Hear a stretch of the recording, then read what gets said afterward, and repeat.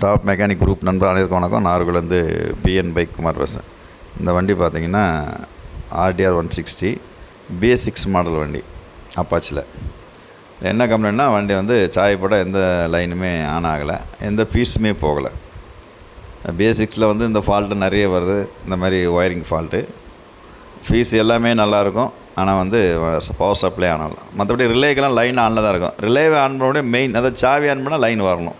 சாவி ஆன் பண்ணோடனே digital meter on ஆகணும், எதுவுமே ஆன் ஆகலை. அதேமாதிரி இந்த வண்டியில் வந்து ஒயரிங்லாம் ரொம்ப குவாலிட்டியாக இல்லை. இந்த மாதிரி வண்டிங்களில் BS6 வந்து ஒயரிங் வந்து ரொம்ப குவாலிட்டி கிடையாது. ரொம்ப கனம் குறைஞ்ச ஒரு கேஜ் குறைஞ்ச ஒரு ஒயரிங்.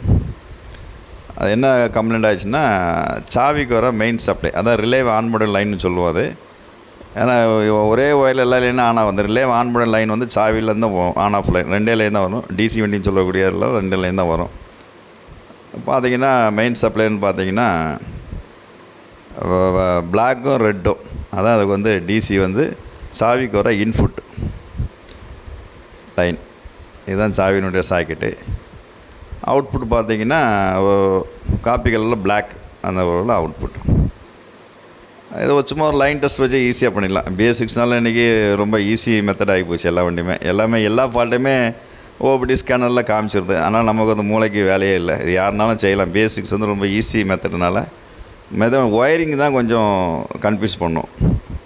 நார்மல் வண்டி பார்க்குற மாதிரி பார்த்துடலாம். ஒரு டெஸ்டரை வச்சு பார்த்தாலே தெரிஞ்சிடும். சாவி ஆன் பண்ணால் லைன் வரணும், ஃபீஸில் எதுவுமே போகலை. ஒரு டெஸ்டரில் பார்த்தா தெரியும்.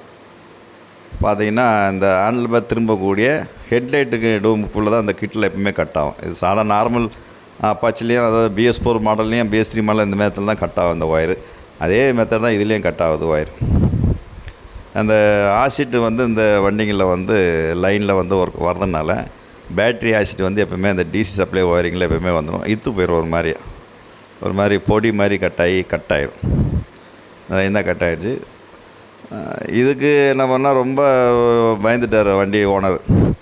BS6 வண்டி அப்படி வந்துடும், இப்படி செலவு வந்துடும், அப்படி வந்துடும், இது அவ்வளோ ஈஸியாக போயிடும் அப்படின்ற ஒரு பயத்திலே இருந்திருக்காரு. எதுவுமே இல்லை, ஒரு ஒயர் சின்ன ஒயர் தான் கட்டு.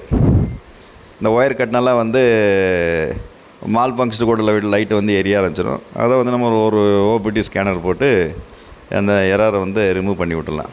அதுமாதிரி அதே ஒயர் எப்பவுமே ஜாயின் பண்ணுறது கொஞ்சம் ஒரு லென்த்து ஒரு 5 இன்ச்சு ஒரு லென்த்து ஒயர் போட்டு ஜாயின் பண்ணி ஸ்லீவ் போட்டு தான் பண்ணணும். டேப் போட்டு அடிக்கக்கூடாது. நம்ம ஸ்லீவ் போட்டதுக்கப்புறம் தான் வந்து பிளாஸ்டிக் ஸ்லீவ் போட்டதுக்கப்புறம் தான் மேலே வந்து டேப் வந்து போடணும்.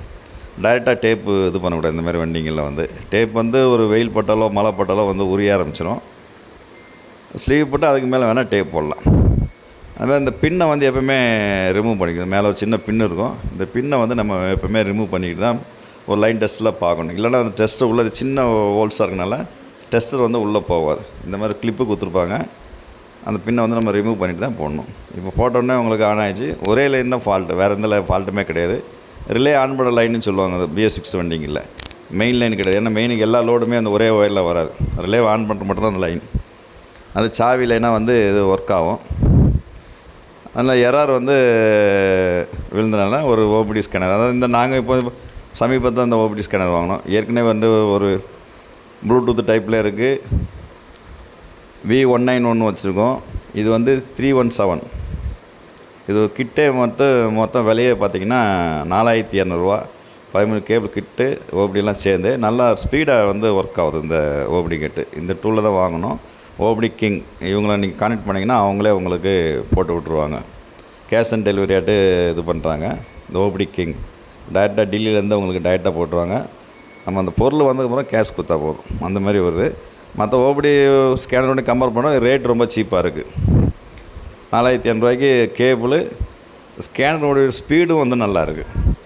சில வந்து ரொம்ப லோவாக தான் ஸ்பீடிங்க வரும். இது வந்து V317 வந்து ஒரு நல்ல ஸ்பீடாக இருக்குது. யூஸ் பண்ணி பார்த்தால ஒரு பட்ஜெட்டுக்கு ஏற்ற மாதிரியான ஒரு ஓபிடி ஸ்கேனராக இருக்குது. இதோட விரிவான வீடியோக்கள் அடுத்த பதிவில் நம்ம வந்து கண்டிப்பாக பதிவு பண்ணோம். தேங்க்ஸ் நண்பர்களே.